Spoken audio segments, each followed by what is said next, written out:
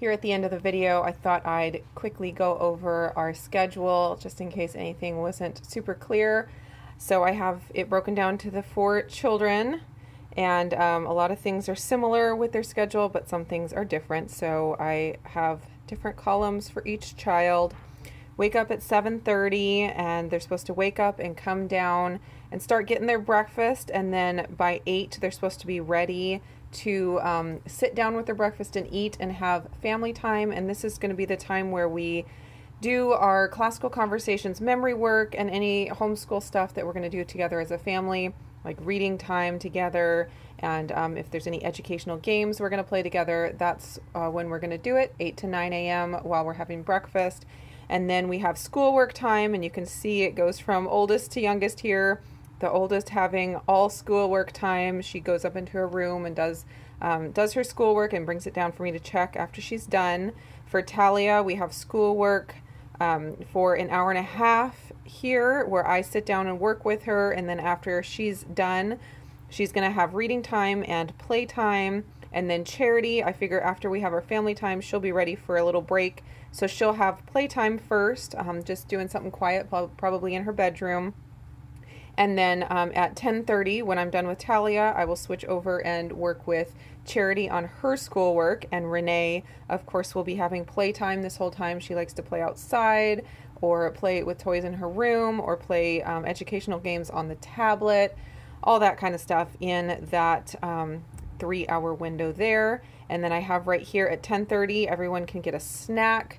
I find that if I don't have scheduled snack times and scheduled meal times, that they just want to eat all the time and they're always asking for a snack. So having it scheduled at 10:30 and at 3:30 helps me be able to say, no, just wait 30 minutes. It'll be snack time, a little bit later. So snack time is there. 12 to 1 is lunch.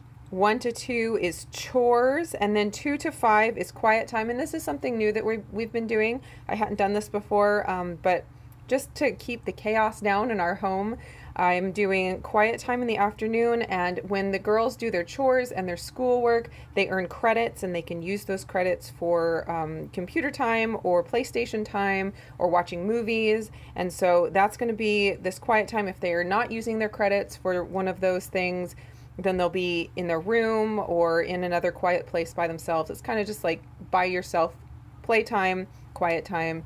They can read, they can do crafts, whatever it is, just as long as it's quiet and not crazy loud. So that's 2 to 5 p.m. And that is, I did forget one thing on here. This quiet time here for Renee is her nap time, but quiet time, nap time.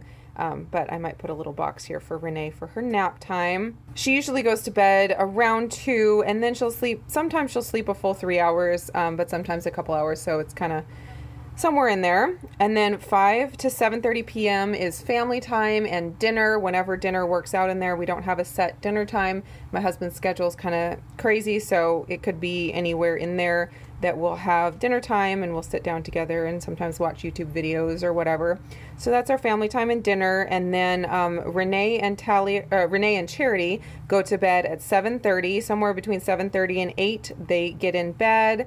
And then after they're in bed, Autumn and Talia get to have free time if they've earned their computer for the day by getting good scores on their schoolwork and doing their chores and all that. They get to use their computers during this time, and then they have a 9:30 bedtime.